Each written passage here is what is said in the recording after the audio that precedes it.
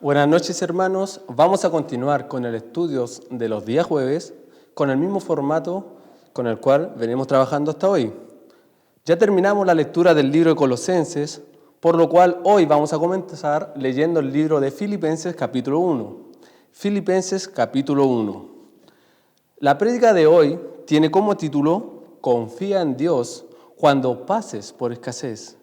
Confía en Dios cuando pases por escasez. El texto bíblico a utilizar se encuentra en Mateo capítulo 6, versículo 25 al 34.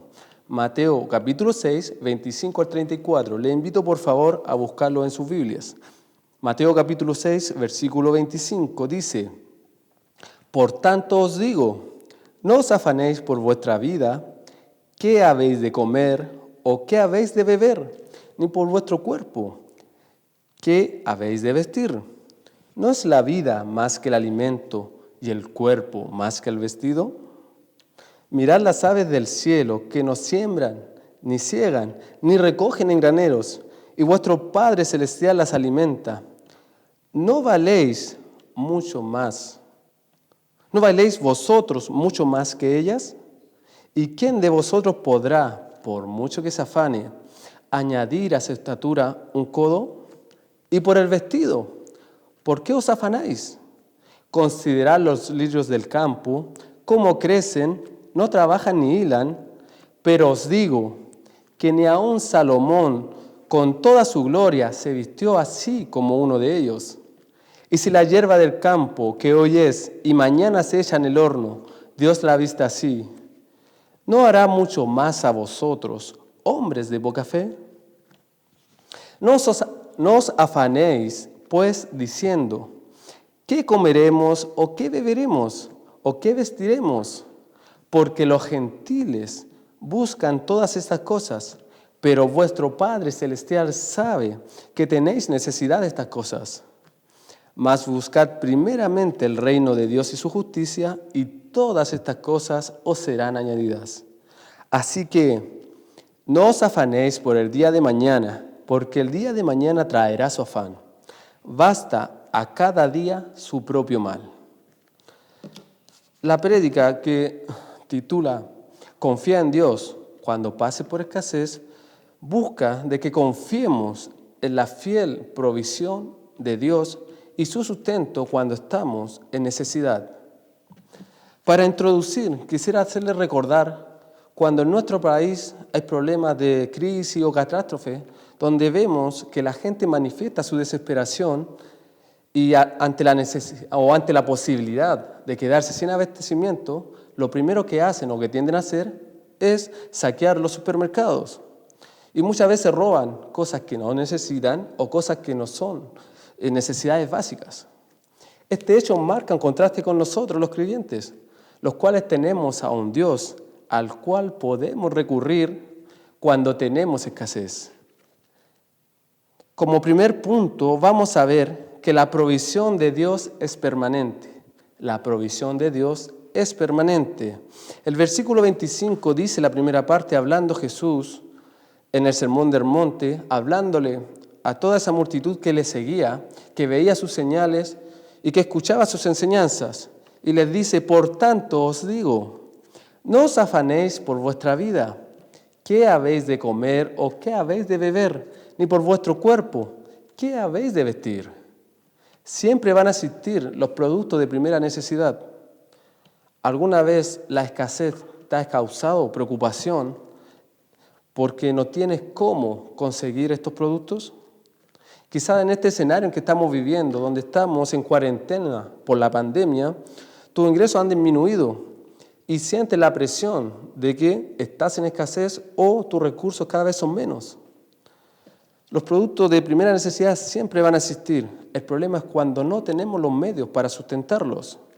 Esto es lo que nos hace caer en el afán de suplir nuestras necesidades y nos hace sobrepreocuparnos cuando estamos pasando por escasez.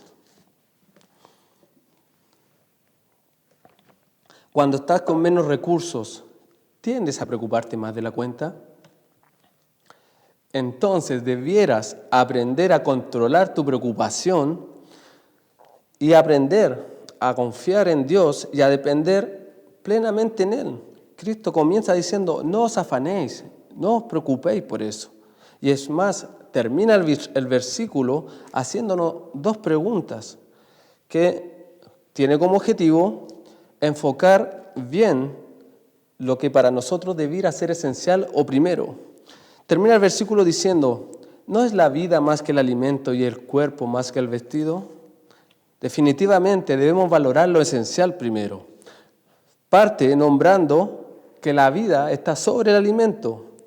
A veces nos preocupa tener escasez, pero Cristo aquí hace reflexionar en la importancia de tener vida, incluso en este mismo escenario que estamos viviendo, donde muchas personas están en riesgo de perder su vida por esta enfermedad. Asimismo, nosotros nos cuidamos para no contagiarnos y no poner en riesgo nuestra vida. Voy a leer 1 Reyes capítulo 17, versículo 8 al 16, que habla de la viuda de Sarepta, donde ella, ante su escasez, literalmente se estaba entregando a la muerte. Versículo 8 en adelante dice, vino luego a él palabra de Jehová, hablando de Elías, diciendo, levántate, vete a Sarepta de Sidón y mora allí. He aquí yo he dado orden allí a una mujer viuda que te sustente. Entonces él se levantó y se fue a Sarepta, y cuando llegó a la puerta de la ciudad, he aquí una mujer viuda que estaba allí recogiendo leña, y él la llamó y le dijo, te ruego que me traigas un poco de agua en un vaso para que beba. Y yendo ella para traérsela, él la volvió a llamar y le dijo, te ruego que me traigas también un bocado de pan en tu mano. Y ella respondió, vive Jehová tu Dios, que no tengo pan cocido, solamente un puñado de harina tengo en la tinaja y un poco de aceite en una vasija. Y ahora recogía 2 leños para entrar y prepararlo para mí y para mi hijo, para que los comamos y nos dejemos morir. Es increíble ver la situación que estaba viviendo esta viuda ante la escasez. Al ver que ya se le acababa el alimento, literalmente se entregaba a la muerte. El versículo 13 dice, Elías le dijo, no tengas temor, ve, haz como has dicho, pero hazme a mí primero de ello una pequeña torta cocida debajo de la ceniza y tráemela y después harás para ti y para tu hijo. Porque Jehová Dios de Israel ha dicho así, Jehová Dios de Israel ha dicho así, la harina de la tinaja no escaseará, ni el aceite de la vasija disminuirá, hasta el día en que Jehová haga llover sobre la faz de la tierra. Dios iba a prosperar el aceite y la harina durante todo el tiempo que quedaba de escasez.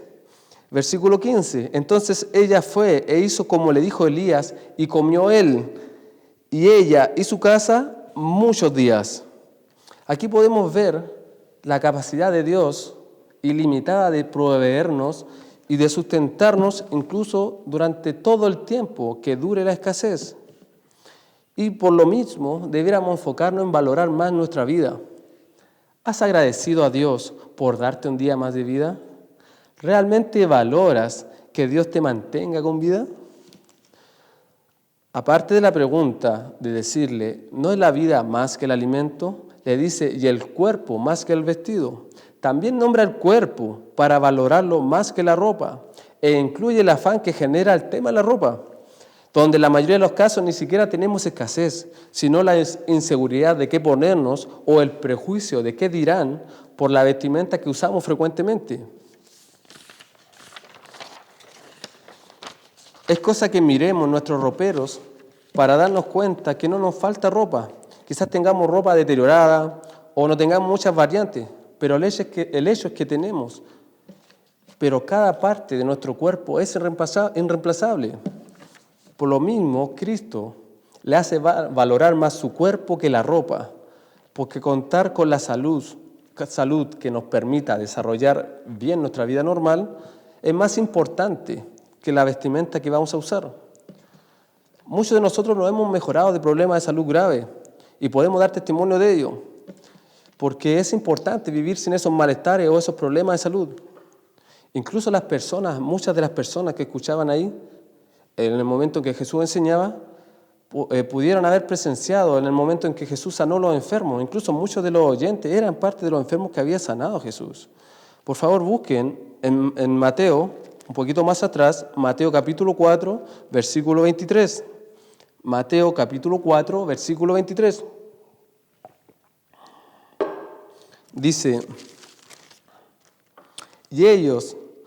23. Y recorrió Jesús toda Galilea, enseñando en las sinagogas de ellos y predicando el evangelio del reino y sanando toda enfermedad y toda dolencia en el pueblo.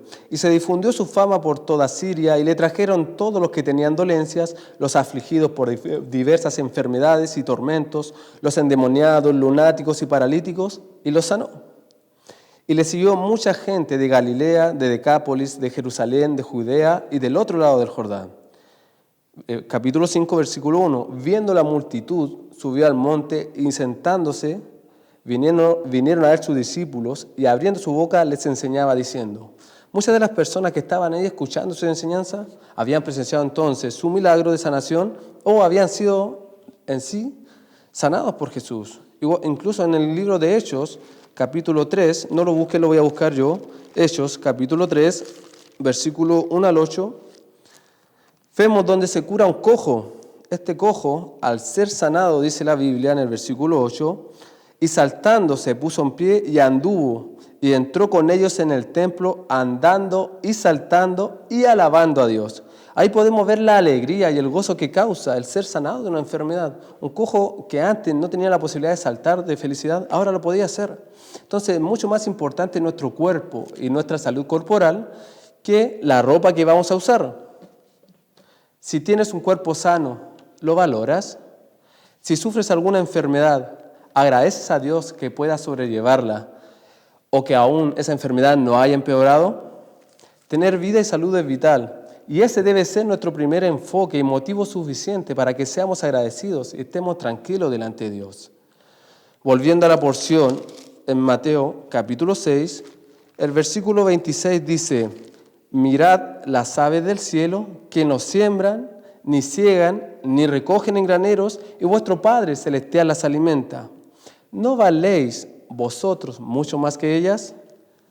Aquí podemos ver cómo Jesús explica que Dios sustenta su creación y les indica que miren las aves del cielo. Como ellos están en el monte, era posible verlas, ¿ya? Estaban alrededor de ellos volando, ¿ya? Y Jesús utiliza estas aves silvestres para llevarles la idea y que asimilen que estas son sustentadas por Dios. Y lo ejemplifica relacionándolo con el trabajo de agricultura, que para ellos en esos tiempos era común, porque ellos entendían todo el proceso de cultivo, que había que preparar la tierra, sembrar la semilla, regar, esperar que creciera, ¿no es cierto?, cosechar, y luego almacenar lo que habían cosechado. Y Jesús les nombra que aunque las aves no realizaban esta labor, era Dios quien las alimentaba. Esta palabra alimenta quiere decir literalmente engorda. Y de hecho, a pesar de que nosotros no estamos en un monte, igual que ellos, es cosa de ver los pájaros que podemos ver a nuestro alrededor, principalmente palomas, gaviotas, zorzales o gorriones, donde no sé si se han fijado, pero todos son gorditos. Podemos ver, nunca me ha tocado, por lo menos a mí, ver un pajarito que esté flaquito con respecto al resto.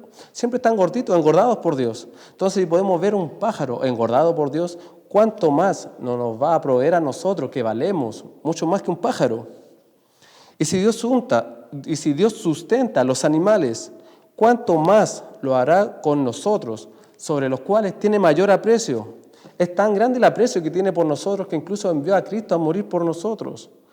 Si hizo una obra tan grande por amor a nosotros, ¿cuánto más se preocupará de sustentarnos diariamente?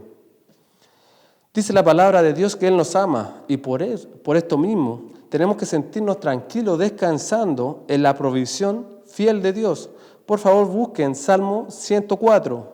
Salmo 104, versículo 14 y 15. Salmo 104, versículo 14 y 15. Salmo 104, versículo 14 y 15 dice, Él hace producir el heno para las bestias y la hierba para el servicio del hombre, sacando el pan de la tierra y el vino que alegra el corazón del hombre. el aceite que hace brillar el rostro y el pan que sustenta la vida del hombre. Podemos ver la obra constante de Dios para sustentar nuestras vidas. ¿Te sientes valorado de tal manera? ¿Te sientes valorado por Dios de tal manera que descansas tu escasez en su sustento diario? También el siguiente versículo dice, el versículo 27, en Mateo capítulo 6, ¿y quién de vosotros podrá, por mucho que se afane, añadir a su estatura un codo? Otras versiones dice, ¿y quién de vosotros podrá, por mucho que se afane, añadir una hora al curso de su vida? Esto simplemente nos da a entender nuestras limitaciones e incapacidad de lograr muchas cosas. E incluso en nuestra propia limitación solamente podemos ver o entender lo que está delante de nuestros ojos. Pero también tenemos que entender que nuestras limitaciones no son las limitaciones de Dios. Entonces esto debe llevarnos a confiar en Él, que para Él nada es imposible. Lucas capítulo 1, versículos 36 y 37, hablando del arcángel Gabriel con María, le dice que Elizabeth, siendo estéril, concibió y iba a ser madre. Y el versículo, yo lo voy a buscar, versículo 36 y 37 dice, y aquí tu parienta Elizabeth, ella también ha concebido hijo en su vejez, y este es el sexto mes para ella, la que llamaban estéril, porque nada, versículo 7, porque nada hay imposible para Dios. Versículo 37 nos deja claro de que no hay nada, absolutamente nada imposible para Dios. Entender nuestras limitaciones no nos tiene que llevar a preocuparnos, sino por el contrario, a reforzar nuestra confianza y dependencia en Dios. Dice Salmo 115:3 de que Dios es soberano y Él hace lo que Él desea. A pesar de tus limitaciones, ¿sigues confiando en tus capacidades o descansas permanentemente en la soberanía de Dios? Después de esto, Jesús sigue justificando la provisión de Dios y dice, versículo 28 de nuestra porción, y por el vestido, ¿por qué os afanáis? Considerad los lirios del campo, cómo crecen, no trabajan ni hilan, pero os digo que ni aun Salomón con toda su gloria se vistió así como uno de ellos. Y aquí vemos que la provisión de Dios es precisa. Esta vez Jesús utiliza las flores del campo que también las personas que le estaban escuchando podían ver a su alrededor. Y la usa para reflexionar en el hecho de que las flores tampoco trabajan ni hilan, usando también esta analogía de que el trabajo de hilar o el oficio de hilar ellos conocían, porque era la manera en que obtenían el hilo para tejer sus vestimentas. Y dice que a pesar de que las flores no realizaban esta labor, Dios permanentemente hace crecer flores hermosas en el campo de distintos colores y formas. E incluso estas flores las señala como superiores a la ropa real que usaba Salomón en su reinado. Voy a buscar en la Biblia, Primera Reyes capítulo 10, ustedes no lo busquen, yo lo voy a leer. Primera Reyes capítulo 10, versículos 6 y 7, que dice, hablando de cuando la reina de Saba visita a Salomón. Versículo 6, y dijo el rey, verdad es lo que oí en mi tierra de tus cosas y de tu sabiduría, pero yo no lo creía, hasta que he venido y mis ojos han visto que ni aún se me dijo la mitad. Es mayor tu sabiduría y bien que la fama que yo había oído. Cuando dice es mayor tu sabiduría y bien, la palabra bien hace referencia a cómo Dios le había prosperado, a los bienes que tenía. Y Salomón como rey, con todos sus bienes, y con todo eso incluía su ropa, y su ropa que él tenía en su reinado, aquí Dios, o por medio de Cristo, la asimila como inferiores a las flores del campo. ¿Tú consideras que la ropa que Dios te ha provisto es suficiente para satisfacer tu necesidad de vestirte? ¿O te sientes conforme solo cuando tienes un closet lleno de ropa con la última moda? Se me viene a la mente los últimos 2 incendios grandes que hubieron en Valparaíso, donde la gente empezó a aportar con dinero, con alimentos, y entre eso aportó con ropa. Y fue tanta la ropa que se recibió que tuvieron que colocar letreros y anuncios que indicaban que ya no se iba a recibir más ropa. Y terminando este proceso, no quedó comida ni dinero, pero los centros de acopio quedaron llenos de ropa. Y esto es principalmente porque a la hora de vestirnos no nos ponemos cualquier ropa, sino que esperamos ponernos una prenda que nos sintamos cómodos y que no nos incomode. Entonces, en este primer punto, podemos definir que tenemos necesidades básicas, pero que tenemos que estar tranquilos, valorando lo que realmente importa y confiados en la provisión y sustento permanente e ilimitado de Dios. Como segundo punto, veremos que la dependencia en Dios es vital. El versículo 30 dice: «Y si la hierba del campo que hoy es y mañana se echa en el horno, Dios la ha visto así, ¿no hará mucho más a vosotros, hombres de poca fe?». Dios sabe cuando estamos dudando. Y Jesús ahora, para complementar, utiliza la hierba del campo, que también ellos podían contemplar a su alrededor, y que una vez que se seca no tiene ningún provecho y termina siendo quemada. Y si Dios se preocupa de vertirla con esa hermosura y con esa apariencia, ¿cuánto más a nosotros se va a preocupar de darnos el vestuario que necesitamos? Te pregunto, cuando estás pasando por escasez, ¿Dios halla que tu confianza y dependencia está puesta en Él? ¿O te halla dudando de su provisión? Por favor, busquen Jeremías capítulo 17, versículo 10. No pierdan su porción en Mateo capítulo 6 y busquen Jeremías capítulo 17, versículo 10.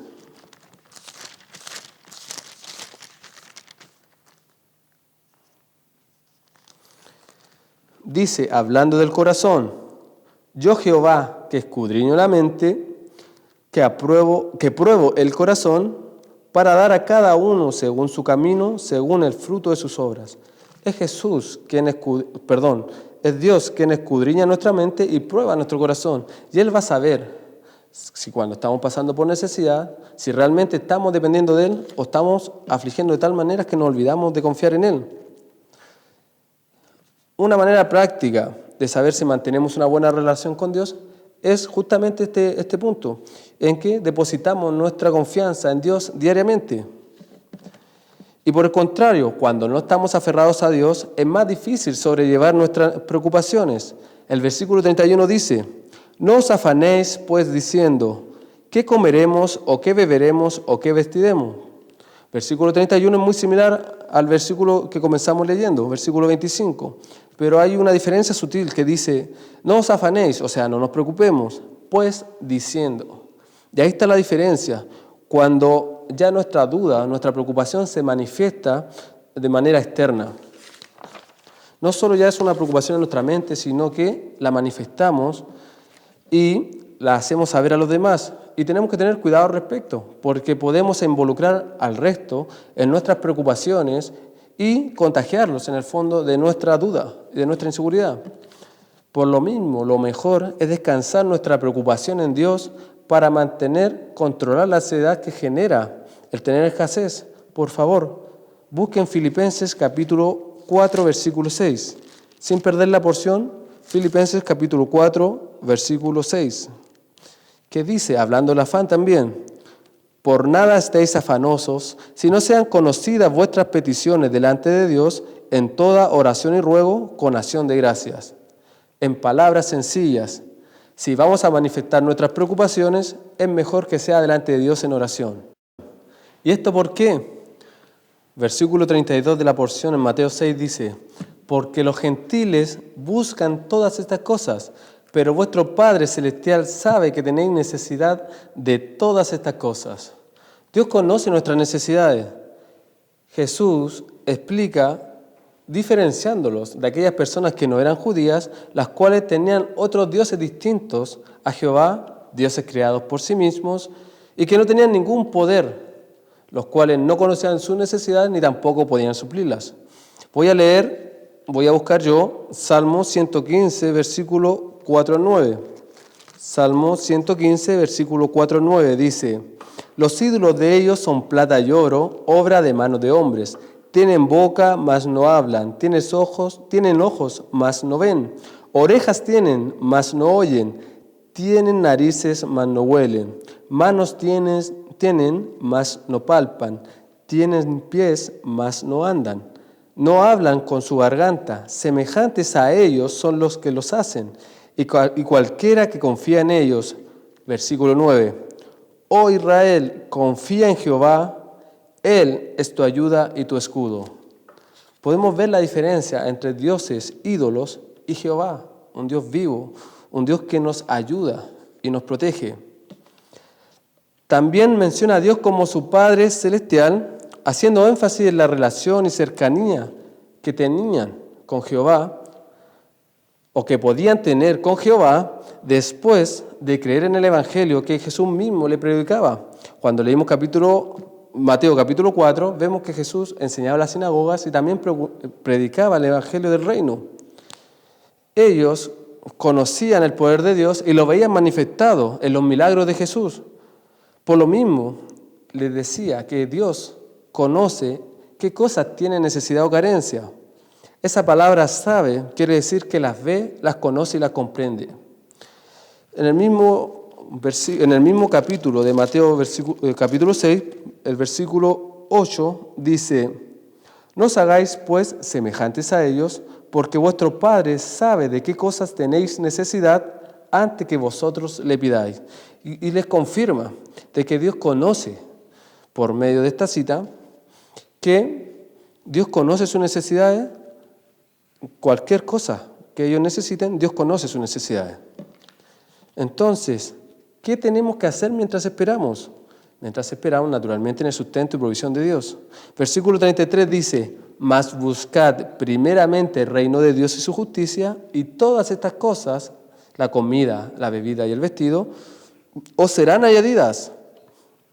Jesús luego hace un contraste, llamando a preocuparse por buscar el reino de Dios y su justicia. ¿Pero qué es el reino de Dios? Bueno, se refiere al gobierno de Dios desde su creación desde que Adán hasta el milenio, el cual Satanás ha querido usurpar. Toda la humanidad está sujeta al reino de Dios, pero solo aquellos que han puesto su fe en el Mesías pueden llegar a ser parte de este reino y Dios llega a reinar en sus corazones. En esta dispensación se manifiesta en el señorío de Cristo en nuestras vidas, por lo que si nos sometemos y obedecemos a Cristo, Dios en consecuencia suplirá todo lo que necesitamos. Entonces, ¿cómo podemos diferenciar si estamos buscando el reino de Dios? Sencillo, cuando en nuestra vida gobierna el Espíritu y no la carne. Por favor, busquen Gálatas capítulo 5, versículo 19 al 25. Gálatas capítulo 5, versículo 19 al 25. Dice: y manifiestas son las obras de la carne, que son adulterio, fornicación, inmundicia, lascivia, idolatría, hechicerías, enemistades, pleitos, celos, iras, contiendas, disensiones, herejías, envidias, homicidios, borracheras, orgías y cosas semejantes a estas. Evalúa si estás en alguna de estas cosas, acerca de las cuales os amonesto, como ya os lo he dicho antes, que los que practican tales cosas no heredarán el reino de Dios. Sabemos que en Cristo no perdemos salvación, pero no por eso le vamos a dar lugar a la carne y vamos a caer en esto.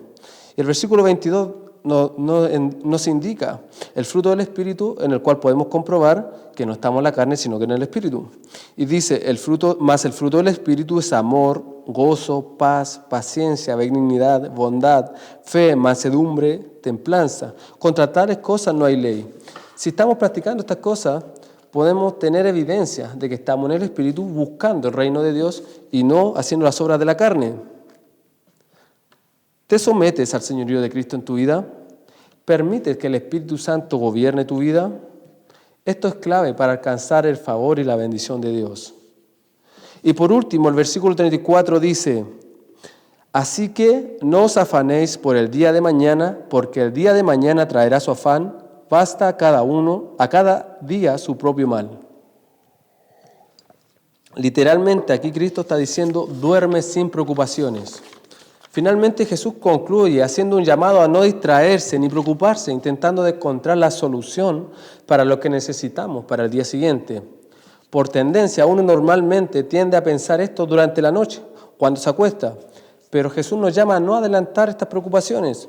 Literalmente nos está diciendo, duerme tranquilo y confiado en la provisión de Dios. El hecho que nos desvelemos preocupados por nuestras necesidades nos harán que se solucionen.